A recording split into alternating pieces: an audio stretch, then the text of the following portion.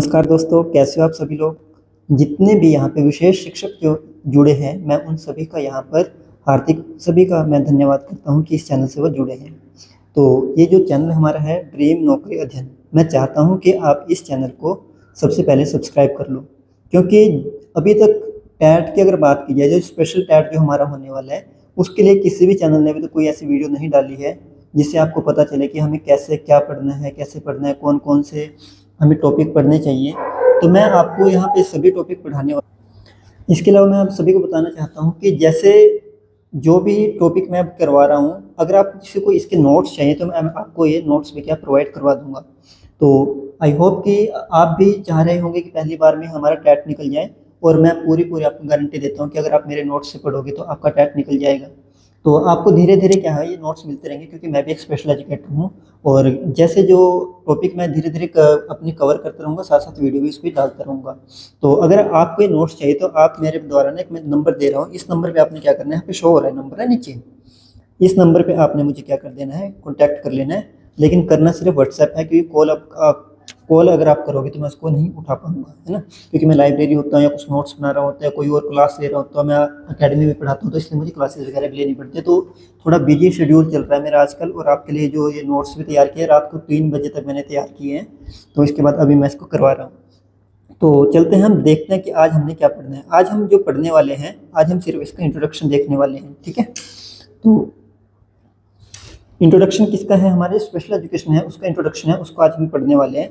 तो सबसे पहले हम देखते हैं कि इसमें हमें जो मेन जो पॉइंट है, इसमें जो मैं बताने वाला हूँ, सिर्फ मेन पॉइंट आपको बताने वाला हूँ कि कैसे इसको पढ़ना है, क्या क्या चीज़ें हमारे एग्जाम के पॉइंट ऑफ व्यू से जरूरी है, जो आपने अभी तक स्कूल में या कॉलेज में माफ कीजिए, जो भी आपने जो इंस्टीट्यूट वगैरह में जो पढ़ा है ना अभी तक, अभी आप उसको हल्का साइड कर दो, क्योंकि वहाँ पे हमें क्या चाहिए था, पूरे लेंथी आंसर लिखने होते हैं, सब कुछ पॉइंट टू पॉइंट हमें वहाँ पे लिखना होता था। लेकिन अगर कॉम्पिटिटिव एग्जाम की बात की जाए तो हमें वहाँ पे क्या है, सिर्फ एमसीक्यूज बेस्ड क्वेश्चन होते हैं, उन पे फोकस करना चाहिए। वो ऐसी एक मैं ये सीरीज लेकर आया हूँ। तो इंट्रोडक्शन में हम चलते हैं। तो पहला हमारे पास क्या है, हमें क्या पढ़ना है। देखो, अगर हम सबसे पहले डिसेबिलिटी को अगर हम देखते हैं तो सबसे पहले हमें क्या होता है, सबसे पहले अगर देखा जाता है कि कोई भी ना कोई क्या होती है हमारे पास, एक हमें क्या बीमारी होती है। तो सबसे पहले हमारे पास डिफाइन करने को आ सकता है कि ये बीमारी क्या है। तो बीमारी क्या है, तो इसको डिफाइन करने के लिए आ सकते हैं कि हम हमारे पास यहाँ पे 4 ऑप्शन दिए जा सकते हैं। तो क्या है कि जब किसी व्यक्ति की शारीरिक स्थिति अथवा मानसिक मापदंडों के अनुसार ठीक ना हो, जब क्या है, किसी की शारीरिक स्थिति मानसिक मापदंडों के अनुसार क्या है, ठीक ना हो, तो उसे क्या कहते हैं, हम बीमारी कहते हैं। इतना आप समझे। अगर आपसे स्टेटमेंट दी जाए, देखो स्टेटमेंट ये वाली लिखी है वहाँ पे, ठीक है, जब किसी व्यक्ति की शारीरिक स्थिति मानसिक मापदंडों के अनुसार ठीक ना हो तो उसे क्या बीमारी कहते हैं, ठीक है। जैसे बीमारी हमारा क्या हो गया, जैसे नॉर्मल फीवर भी हो गया, वो भी क्या है हमारे मतलब एक तरह से बीमार पड़ गए हम।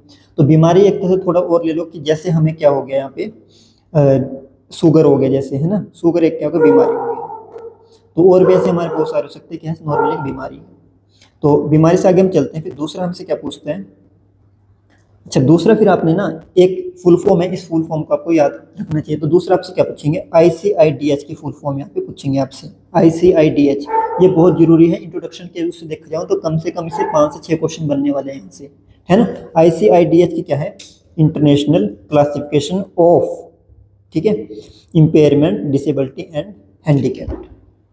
तो हमें इम्पेयरमेंट को देखना पड़ेगा, यहाँ पे डिसेबिलिटी को देखना पड़ेगा, हैंडीकैप को, कि ये क्या है ना। और ये किसने दिया है, एक क्लासिफिकेशन इसकी किसने की है, तो ICIDH जो हमारे पास ये है, तो इसने इसकी क्लासिफिकेशन की है, ये आपको पता होना चाहिए। इसकी फुल फॉर्म पूछने के बहुत ज़्यादा चांसेस हैं इस क्वेश्चन, जो हमारा पेपर जो टैट का आने वाला है तो उसमें भी, और जो हमारा कमीशन जो आगे आने वाला है उसमें भी ये क्वेश्चन बन सकते हैं। ये बहुत ही इंपॉर्टेंट क्वेश्चन है। जब हमने जो अकेडमी में जब हम पढ़ते थे या जब हम इंस्टीट्यूट में पढ़ते थे, तभी भी एक इम्पोर्टेंट क्वेश्चन रहा है, जब हम जो हमसे क्वेश्चन में एग्जाम में आने वाला क्वेश्चन होता था। तो हम देख लेते हैं इससे आगे हमें क्या देखना है। 3rd नंबर पे हमारा क्या चलता है, अब हम देखते हैं क्षति क्या होता है, इम्पेयरमेंट क्या होता है ना। तो क्षति का मतलब क्या होता है, क्षति का मतलब है कि किसी व्यक्ति के शरीर की असामान्यता या हानि, किसी व्यक्ति के स्वास्थ्य से जुड़ी ऐसी स्थिति जिसमें शरीर किसी अंग की रचना या कार्य दोष हो, या शारीरिक मनोवैज्ञानिक या फिर शारीरिक संरचना का कार्य किसी भी हानि और असामान्यता इसमें हो जाती है, ठीक है। क्षति का मतलब क्या है, किसी व्यक्ति के जो शरीर में कुछ ना कुछ क्या होगी, हानि होगी, या कुछ पहले जो नॉर्मल था ना उसमें कुछ ना कुछ क्या हो गया, कुछ कमी आ गई, कुछ उसमें चेंज आ गया, तो उसको बोल सकते हैं। तो क्षति को हम आपने इतना समझना है, ठीक है। अब आपके पास क्वेश्चन कैसे बनेगा, क्वेश्चन इतना सारा कुछ नहीं आपको पढ़ना, क्वेश्चन आपके पास कैसे बनेगा, क्वेश्चन ऐसा लिखा है, देखो यहाँ पे क्या है जो हमने अभी पढ़ा है, ठीक है। International classification of impairment, disability and handicapped के अनुसार हमें क्या दिया गया है कि किसी भी प्रकार की मानसिक, शारीरिक या मनोशारीरिक असामान्यता अथवा कमी जो अंगीय कारणों से होती है उसे क्या कहते हैं, क्षति कहते हैं। तो हमसे यही क्वेश्चन बनेगा कि किसी प्रकार की किसी प्रकार की मानसिक, शारीरिक या मनोशारीरिक असामान्यता अथवा कमी जो किससे होते हैं, हमारे अंग यानी कि हमारे क्या है बॉडी पार्ट्स के कारण से होती है, तो उसे क्या कहते हैं हम क्षति कहते हैं, इम्पेयरमेंट कहते हैं। आपको इतना पता होना चाहिए। तो हमसे ये पूछेंगे उसे क्या कहते हैं, तो हम उसको क्या कहते हैं, क्षति कहते हैं, इम्पेयरमेंट कहते हैं। ऑप्शन क्या क्या बन जाएंगे, उसे बीमारी कहते हैं, पहला क्वेश्चन ऐसे बन जाएगा, दूसरा क्या बन जाएगा क्षति कहते हैं, तीसरा डिसेबिलिटी कहते हैं, चौथा क्या हैंडीकैप्ट बोलते हैं उसको। तो आप लगा दोगे ना, है ना, कि कैसे लगाना है क्षति, उसमें आपने सही आंसर लगाना है। तो हम और उसके बाद हमें क्या बोल रहे हैं कि देखो क्या क्या हो सकती है, देखो आंख की रेटिना खराब होना। जब आंख की रेटिना खराब होने से क्या हो गया, हम एक तरह से हमें दिखना बंद हो गया। अगर नॉर्मली जो लोग जो सामान्य तौर पर यूज करते हैं कि कोई है कि अंधा कोई व्यक्ति हो गया, किसी अंधे हो जाना, ठीक है। तो दृष्टिहीन, अगर हम अपनी भाषा में बोलें दृष्टिहीन हो जाना क्या हो गया कि आंख की रेटिना खराब होगी, उसकी वजह से क्या हो गया, उसके शारीरिक उसमें कुछ ना कुछ क्या आ गई, असामान्यता आ गई। क्या हो गया, पहले के जो नॉर्मल इंसान क्या होता है देख सकता है ना, इसमें असामान्यता क्या आ गई, वो देखने से उसकी क्या हो गया, क्षति हो गया, उस आंख के उस वाली पार्ट में वो देख नहीं पाएगा, है ना। तो किसी व्यक्ति के दौड़ते समय किसी अंग पे चोट लग जाना। अब जैसे क्या हो गया, ये बच्चे एक बात याद रखना, ये हमें दिख जाती है, क्षति क्या होती है हमें दिख जाती है, ठीक है। तो इसमें क्या, व्यक्ति के दौड़ते समय किसी अंग में चोट लगना। अब मान लो किसी पैर में चोट लगी, है ना, तो पैर में चोट लगी, तो यहाँ पे जो चोट का जो घाव बना, ये घाव क्या हो गया, इसको क्षति बोलेंगे कि हमारे शरीर में जो घाव है ये क्या हो गया, हमारा क्षति हो गया। इतना आपको पता चला। तो हम इससे बाद आगे देखते हैं कि आगे हमें क्या कह रहा है क्वेश्चन। तो इसके बाद हम पढ़ते हैं अक्षमता क्या होती है। अक्षमता क्या होती है, अक्षमता या जो हमारी विकलांगता है उसे वो क्या होती है कि क्षति के कारण क्या होता है, क्षति के कारण होने वाली दैनिक गतिविधियों में बाधा, शारीरिक, संज्ञानात्मक, विकासात्मक, बौद्धिक, मानसिक या संवेदी कारकों का संयोजन किसी व्यक्ति के लिए कुछ गतिविधियां करना या किसी दिए गए समाज में समान पहुंच प्राप्त करना कठिन बना देती है, तो उसे हम क्या कहते हैं, अक्षमता कहते हैं। तो ये तो बच्चे थ्योरी है, थ्योरी की तरफ आपने ज़्यादा ध्यान नहीं देना है ना, थोड़ा थोड़ा समझो, और जहाँ पे ध्यान देना है मैं बता देता हूँ। तो ये अगर हम बुक के पॉइंट ऑफ व्यू से देखा जाए तो इस ऐसे लिखा होता है, ठीक है। अब देखो अगर क्या हो गया कि हमारे किसी शरीर में कुछ ना कुछ कमी आ गई, है ना, क्षति होने से, इम्पेयरमेंट होने से हमारे शरीर में के किसी अंग में क्या कुछ कमी आ गई, जो पहले क्या है योग्यता जो थी उसकी, है ना, अब पहले की तरह वो योग्य नहीं रहा, जो पहले क्या होगा उसकी योग्यता में क्या होगी, यहाँ पे कमी होगी। जैसे पहले किसी काम करने के लिए, मान लो मेरा हाथ क्या था कि मेरा हाथ कि किसी चाकू से कट गया तो क्या क्षति होगी, चाकू से हाथ कटना है ना, कि मेरी उंगली अलग होगी वहां से। अब उस उंगली के अलग होने से क्या हुआ, अब मैं जो पहले से मान लो मैं राइट हैंड से लिखने वाला था, अब मैं लिख नहीं पाता, ठीक है। तो मेरी लिखने की क्षमता में क्या होगी उस टाइम पे, उस हाथ से लिखने की क्षमता में क्या होगी, कमी होगी, ठीक है। या जो मेरी लिखने की योग्यता थी उस हाथ की, उसमें कमी होगी। या जो उसका कार्य या जो उसका फंक्शन था, मेरे हाथ का काम क्या काम था, लिखना, है ना, खाना खाना, ये सब चीजें, तो उसमें कहीं ना कहीं उसमें दिक्कत आने लगी, तो वो क्या होगी यहाँ पे अक्षमता होगी। देखो अक्षमता कैसे समझ सकते हैं, देखो हमारी क्षमता और अ का मतलब क्या होता है, नहीं, ठीक है, अक्षमता नहीं, ठीक है। अब वो क्या है, क्षमता को बोलते हैं कि पहले की तरह वो सक्षम ना रहा, वो शरीर का वो बॉडी का वो पार्ट है, पहले की तरह क्या सक्षम ना रह पाया, ठीक है, जो नॉर्मली वो काम करता था वो नहीं कर पाएगा, तो वो क्या है हमारी डिसेबिलिटी यहाँ पे हो जाएगी। तो आई होप कि आप इतना समझोगे। इसके बाद हमने देखना है कि आगे क्या है। तो अगला हमें क्या बोलता है, फिर से ICIDH हमें क्या बोलता है, तो international classification of impairment, disability and handicapped हमें क्या बोलते हैं कि जब किसी, अब यहाँ से क्वेश्चन बनेगा, ये हमारे पास ना डेफिनेशन वहाँ पे लिखी आएगी और हमसे क्या पूछा जाएगा वहाँ पे कि ये डिसेबिलिटी है, क्षति है, इम्पेयरमेंट है ना, या बीमारी है या फिर विकलांगता है। तो हमें बताना होगा कि जब किसी कार्य को करने के तरीके में सामान्य व्यक्ति जैसी क्रिया नहीं दिखती, अर्थात कार्य करने में क्षति पहुंच जाती है। अब देखो रेटिना, अब एग्जांपल देख लेते हैं कि रेटिना में, अब यहाँ पे पूछेंगे कि उसको क्या कहेंगे, तो उसको क्या कहेंगे हम डिसेबिलिटी कहेंगे, या है ना, तो उसको अक्षमता कहेंगे, डिसेबिलिटी कहेंगे।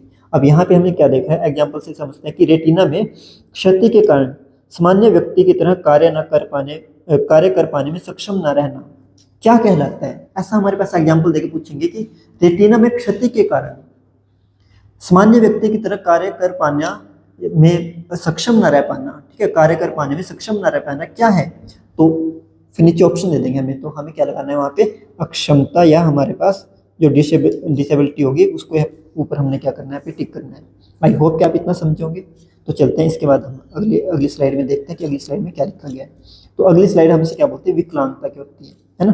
तो विकलांगता को देखते हैं। विकलांगता क्या होती है कि इसमें व्यक्ति की स्थिति एवं सामाजिक क्रियाएं बाधित हो जाती हैं, ठीक है। इसमें क्या होता है? व्यक्ति की स्थिति और सामाजिक क्रियाएं क्या हो जाती है? बाधित हो जाती है। तो उसको क्या बोल दिया जाता है?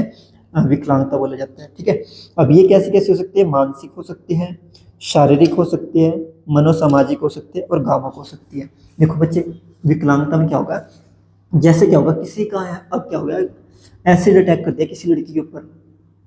अब जैसे पहले वो किसी शादी में, मैरिज वगैरह में, पार्टी में जिस नॉर्मली जाती थी ना, अब वो थोड़ा थोड़ा क्या हो जाएगा, वहां से बाइकआउट करने लग जाएगी, है ना। तो क्या होता है, जब समाज से ना थोड़ा थोड़ा दूर हटने की बात हो जाती है ना, तो उसी को हम एक और भाषा में अगर हम देखा जाए ना, तो उसको हम विकलांगता कह देते हैं। तो जैसे क्या हो गया कि अगर हम नॉर्मली क्वेश्चन हमारे पास क्या बनता है, जो आसान से जो हमारे पास क्वेश्चन बनता है कि एक व्यक्ति क्या करता है, एक व्यक्ति की व्हील चेयर पर बैठा व्यक्ति है। अब जैसे स्कूल में जा रहे हैं, स्कूल में है सीढ़ियाँ, और वो सीढ़ियों को चढ़ पाने में सक्षम नहीं है, तो उसके लिए वो सीढ़ियाँ क्या बन गई? बाधा बन गई, यानी कि वो समाज क्या बन गया? उसके लिए बाधा बन गया। तो ये बाधा जो बना है, तो ये क्या हो जाएगा हमारा?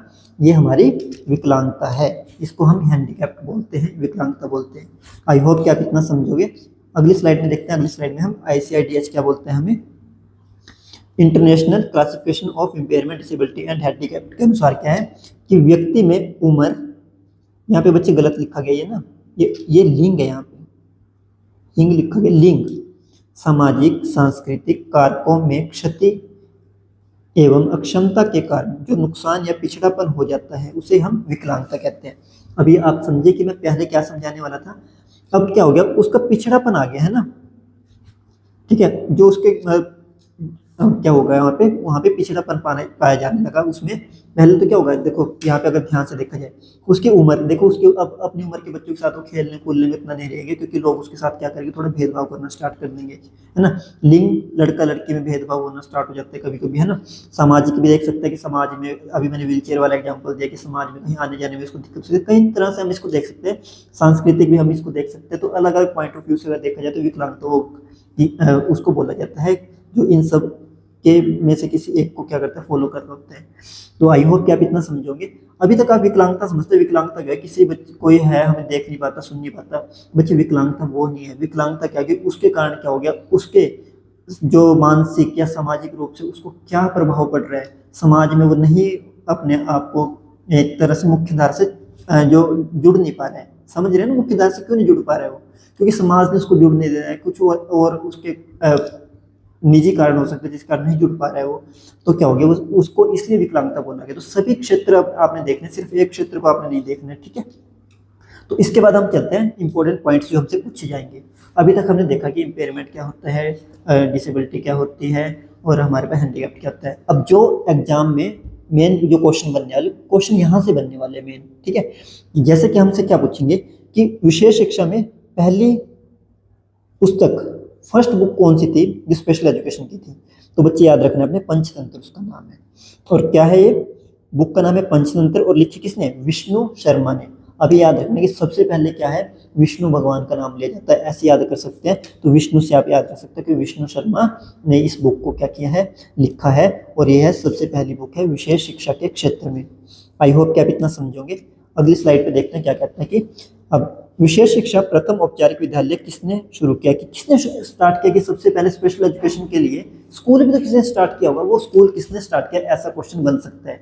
अब आप धीरे धीरे समझ रहे होगे कैसे मैं अपनी आपकी गाड़ी को आगे बढ़ा रहा हूँ, और आपको लगेगा इस वीडियो को देखने के बाद जब आप लास्ट तक पहुँचोगे आपको लगेगा कि हाँ, कि हमारे लिए बहुत ही हेल्पफुल वीडियो है, और हमें जो मेरे आगे भी जो वीडियो डाली जाने वाली है तो वो आप जरूर देखोगे और अपना एग्जाम को आप क्रैक करोगे। तो इसमें क्या है, देखो, केंद्रीय सामाजिक कल्याण बोर्ड के द्वारा, है ना, सेंट्रल सोशल वेलफेयर बोर्ड के द्वारा। और कब स्टार्ट किया ये भी आपको पता होना चाहिए, 1953 में इसको क्या किया गया, शुरू किया गया, इतना आप समझे। तो पहले औपचारिक, औपचारिक बच्चे अनौपचारिक तो पहले बहुत सारे थे, इनफॉर्मल स्कूल बहुत सारे चल रहे थे, किसी ने अपने घर में पढ़ा दिया, किसी ने छोटा सा अपने घर के आसपास कोई स्कूल टाइप खोल लिया वहाँ पे पढ़ा दिया। लेकिन औपचारिक यानी कि फॉर्मल स्कूल कब खुला?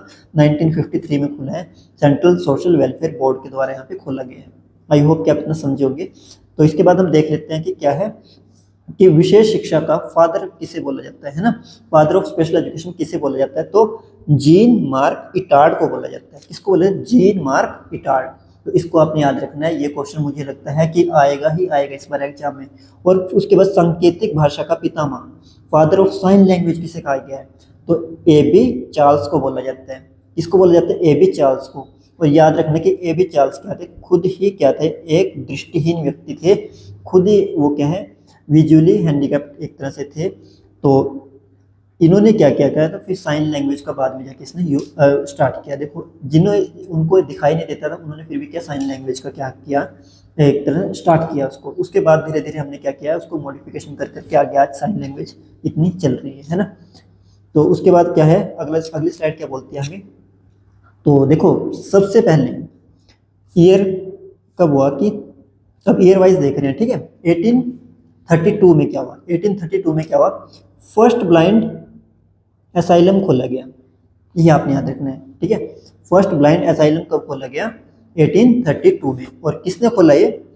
सैमुअल, बच्चे नाम याद करने पड़ेंगे आपको, सैमुअल हाउवर्स ने, ठीक है। सैमुअल हाउवर्स ने, ठीक है, सैमुअल हाउवर्स ने, ठीक है। और कहाँ पे खोला गया था ये? इंग्लैंड में खोला गया था, ये भी आपको पता होना चाहिए, ठीक है।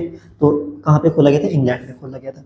इसके बाद 1883 में क्या हुआ? अब हम देख रहे हैं कि स्पेशल एजुकेशन में किस किस तरह से आगे बढ़ी है, क्या हुआ, इसमें सारा कुछ देख रहे हैं हम। अब हम एक क्रोनोलॉजिकल ऑर्डर में हम देख रहे हैं अब इसको, है ना। तो 1883 में क्या है? फर्स्ट ब्लाइंड स्कूल खोला गया। इंडिया की बात कर रहा हूँ मैं, है ना। इंडिया में फर्स्ट ब्लाइंड स्कूल कब खोला गया? 1883 में खोला गया। और कहाँ पे खोला गया? बॉम्बे में खोला गया। देखो पहला तो मैंने क्या किया, वर्ल्ड में कब खोला गया? 1832 में। कहाँ खोला गया? इंग्लैंड में। अगर ऐसे इंडिया को पूछ रहे तो इंडिया में कब खोला गया ब्लाइंड स्कूल? फर्स्ट बॉम्बे में खोला गया, 1883 में खोला गया। तो उसके बाद ईयर 1905 में क्या हुआ? First training school for special education. तो पहला स्कूल खोला गया किसके लिए? स्पेशल एजुकेशन के लिए पहला ट्रेनिंग स्कूल खोला गया, जहाँ पे उनको ट्रेंड किया जाता था, उनको प्रशिक्षण दिया जाता था। और ये खोला कहाँ पे गया था? यूएसए में खोला गया था, ये आपको पता होना चाहिए। उसके बाद ईयर 1922 में क्या हुआ? काउंसिल ऑफ एक्सेप्शनल चाइल्ड क्या स्टार्ट किया गया? Council of exceptional child start किया गया, जिसकी शॉर्ट फॉर्म क्या है? CEC। आपको CEC देखकर पूछा जा सकता है इसकी फुल फॉर्म बताओ, या आपसे इसका नाम देकर पूछा जा सकता है ईयर बताओ, है ना। ऐसा आपसे क्वेश्चन बन सकता है। आई होप कि आप इतना समझोगे। तो देखते हैं अगली स्लाइड हमें क्या कह रही है कि अगली स्लाइड में हमारे पास क्या है कि ईयर 1950 में एसोसिएशन फॉर, बच्चे यहाँ पे रिटार्डेड लिखना था, ठीक है, रिटार्डेड चिल्ड्रन, ठीक है, ARC, शॉर्ट फॉर्म क्या है इसके? ARC, ठीक है, एसोसिएशन फॉर रिटार्डेड चिल्ड्रन। मतलब कब यहाँ पे स्टार्ट हुआ? यहाँ पे तो ये 1950 में स्टार्ट हुआ। अगर ARC की फुल फॉर्म पूछी जाए तो क्या? एसोसिएशन फॉर रिटार्डेड चिल्ड्रन है। और कहाँ पे है? ये भी यूएसए में खोला गया। यूएसए में ना बहुत ज़्यादा काम हुआ है इसके ऊपर, है ना। तो यूएसए का नाम यहाँ पे बार बार आपको देखने को मिलता रहेगा। तो उसके बाद क्या हुआ? 1963 में क्या हुआ? The association for the children with learning disability start हुआ, ठीक है। The association for children with learning disability यहाँ पे स्टार्ट हुआ कब? 1963 में। और उसके बाद क्या हुआ? 1974 की अगर बात की जाए, the education for handicapped children यानी कि EHC यहाँ पे स्टार्ट किया गया। अब आपको यहाँ पे याद रखना है, ये वाला बहुत ही ज़्यादा इंपॉर्टेंट क्वेश्चन है, ठीक है। क्यों इंपॉर्टेंट है? कि the education of handicapped children, इसका नाम क्या बाद में जाके चेंज कर दिया गया। और इसका नाम अब 1986 में क्या कर दिया गया? इसका नाम कर दिया आइडिया। क्या नाम कर दिया इसका? आइडिया। और आइडिया की फुल फॉर्म क्या है ये आपको पता होना चाहिए, बहुत बार एग्जाम में पूछी गई है। तो individual with disability education act, ठीक है, individual with disability education act, ये इसकी फुल फॉर्म है, ये आपको पता होनी चाहिए, ठीक है। और ये मैंने लिख भी दिया यहाँ पे कि न्यू नेम किसका है? EHC का न्यू नेम है क्या है? आइडिया। और ये कंपलसरी कर दिया कि सबको क्या? आइडिया को कंपलसरी कर दिया कब? RTE 1986 में। तो क्वेश्चन क्या क्या पूछा जाएगा? EHC का नया नाम क्या था? तो क्या आ जाएगा? आइडिया, ठीक है। और दूसरा क्वेश्चन क्या बन सकता है कि EHC स्टार्ट कब हुआ, 1974 में। तीसरा क्वेश्चन बन जाएगा कि जो आइडिया है उसको कब एक तरह से एक्ट को इसको जब लेके आए, तो आरटी कौन से वाले एक्ट के उसमें लेके आए कि आरटी 1986 जो हमारा है, राइट टू एजुकेशन जो इसमें है, तो इसमें हमने इसको क्या कंपलसरी कर दिया था। ऐसा कुछ है कि इसको कंपलसरी कब कर दिया गया है ना, तो कंपलसरी कब किया, आरटीई 1986 में इसको कंपलसरी कर दिया गया था। आई होप कि आप इतना समझे होंगे। तो इसके बाद हम चलते हैं अगली स्लाइड में। तो अगली स्लाइड हमें क्या कहती है कि 1974 में चलते हैं बच्चे। 86 में वो दोनों मैच कर रखे थे, इसलिए क्या कर दिया मैंने उसको एक साथ पढ़ा दिया। तो 1974 में क्या हुआ, integration for the children development scheme क्या स्टार्ट हुई, integration for the children development scheme, और इसकी शॉर्ट फॉर्म क्या है, ICDS।